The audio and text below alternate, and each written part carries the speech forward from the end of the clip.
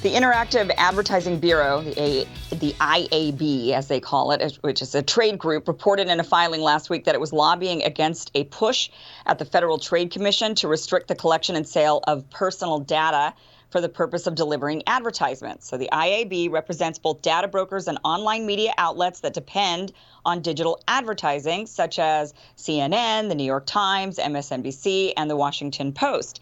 Well, in December, the advocacy group Accountable Tech petitioned the FTC calling for regulation of what it calls, quote, surveillance advertising. Intercept reporter Lee Fang joins us to weigh in. Lee, thank you so much for joining the show. So we've got two groups at odds with one another. We've got one group lobbying to regulate data collection, one that is lobbying against that, saying, no, we need less regulation, right? So what exactly is going on? What's the danger for the average person, and the danger, I guess, for these companies like Washington Post and CNN that rely on this advertising? Well, look, there's a lot of players involved. Over the last 10, 15 years, the ad tech industry has grown by leaps and bounds. This is an industry that is generating tens and tens of billions of dollars every year, collecting millions, if not billions, of pieces of user data from Americans and people across the world, pretty much without their knowledge. And it's a very opaque industry. It's very loosely regulated, very little transparency. Even for people who work in the industry, there's not much knowledge about how this data is truly used. There aren't many guardrails in terms of how this data is sold and its ultimate application. The vast majority, of course, is used for advertising, but it could be used for a variety of purposes and perhaps abused because the data that is collected comes from many sources. Every app on your phone, whether that's your dating app or your weather app, or simply the websites that you read, whether that's your sports website or your news website, is collecting data on you. And that could be your location data, your browsing history, how long you've kind of hovered over a certain image or a product, what links you've clicked, and various forms of data around your demographics and your personality type. Now, President Biden last summer issued a very sweeping executive order saying that his administration will prioritize both antitrust and this kind of programmatic or surveillance advertising technology for regulation. And as part of that push, the FTC has opened a number of investigative matters and is considering this petition to shut down what critics call surveillance advertising. Simultaneously, in a parallel effort in Congress, Senator Cory Booker and Congresswoman Anna Eshoo have produced legislation banning the practice. They're calling for a return to the kind of traditional advertising that we've seen for the last 100 years, basically, which is contextual advertising. If you want to see an ad for a Rolex watch, Rolex can advertise in a high-income magazine that fits the context of that medium, or something of that nature. But they want to shut down of this programmatic advertising, where no matter what you read and where you go on the internet or on your phone, because of the profiles that have been built on you, advertising follows you. And there's some dangers that critics argue could be bad for human health, especially for children that, from a very young age, these elaborate profiles are being built on every American. And so when there are a certain push for advertising, they're pummeled with personalized ads no matter where they go. It's very different from the advertising we've seen since the beginning of industrialization. And this is part of an ongoing conversation. It's not clear if this legislation will move forward or even this FTC petition will move forward. But it's a sprawling debate that's just really starting in the U.S. A similar debate's been happening in Europe for some time now. But we're just kind of getting started now. Yeah, and I understand concerns about privacy, like the lack of transparency about what is. I think a lot of people don't understand the extent of the information being gathered about them. I don't know if I'm as concerned. I mean, there is a benefit too, right, to having this information collected and then relevant advertising being shown to you, right? The advertisements I see on TV, the commercials for cereal or whatever, things that are totally irrelevant to me, to my life, and fast forward through them to the extent you can, is different than the kind of advertising I get on Facebook or, the sidebars of the websites I visit that are sometimes not accurate because they're pegged to whatever you accidentally clicked or something, but they're sometimes very accurate and helpful. They may be things you want to buy, or they reflect things you just bought. There is an upside to it, right?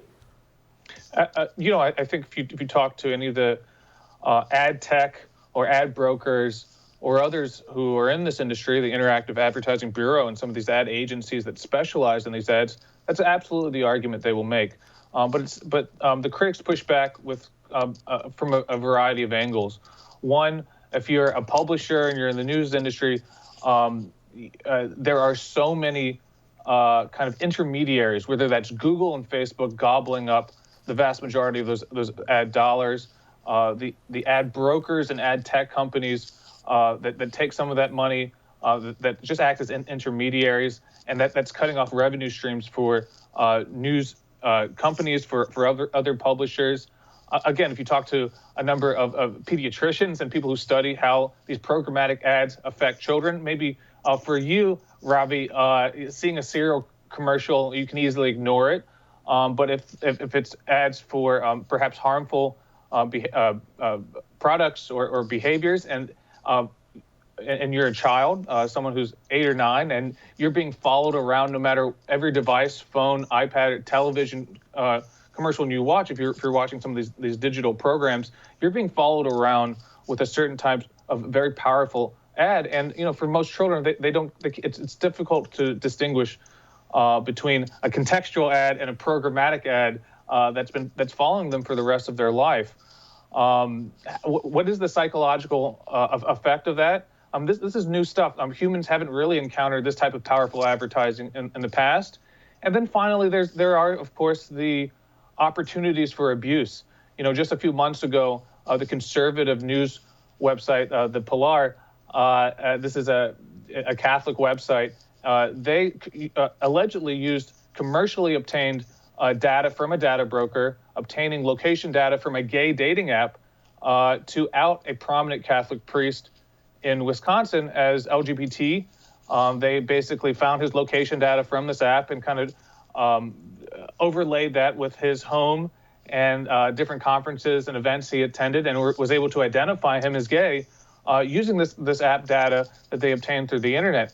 We've seen this kind of app data used in different political contexts in terms of tracking activists. We've seen it being sold to the military and police. So if you have a libertarian kind of perspective and say, look, all speech is important, even if commercial speech is the same as personal speech, that certainly you're right to believe that. I would at least assume that you have maybe a little bit of discomfort with this level of intelligence and powerful data being provided to the military or police as well. So, and on the question of the unregulated nature of this, you've talked before about one of these outlets, and I forget which one, maybe you remember, accidentally gave a bunch of its readers a virus because of the way that they just kind of opened their portal up to, whoever the top bidder is at that moment, and a bunch of their readers wound up infected with a computer virus. Yeah, this has happened a couple of times. I believe even the New York Times had this issue a long time ago. Here's the thing. There are many ways that news agencies now advertise. Some of them have in-house kind of contextual ads. So every user, depending on the story they read or the section of the magazine they read, are seeing the same ad.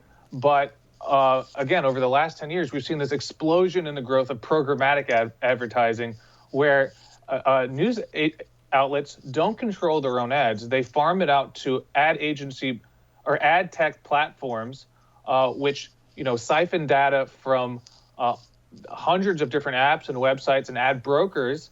And then there's typically a real-time bidding platform that allows third parties to place ads. So these news outlets, these media companies, don't have control over their own advertising, what users are experiencing or seeing, and that's led to some privacy issues. Just in December, one of these big ad tech platforms called OpenX faced a $2 million fine because one of the few laws that we do have regulating this type of data collection, the Child's Online Protection Rule passed in the late 90s says that if it's an explicit child-centered app and it's collecting data, and you need parental consent. But there are apps that are aimed towards preschoolers to toddlers to children under 13 that, of course, are still vacuuming up the same data and providing it to these ad tech platforms.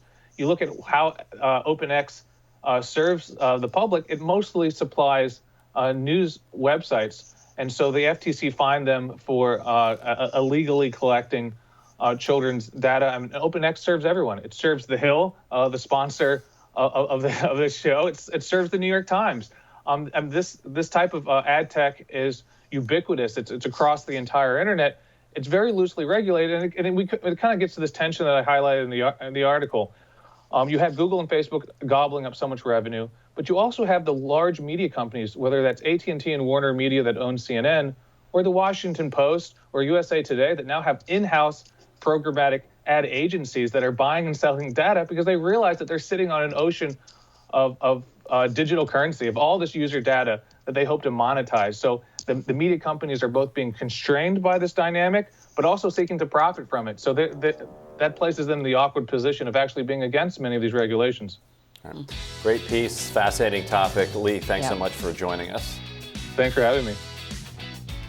And we will have more Rising right after this.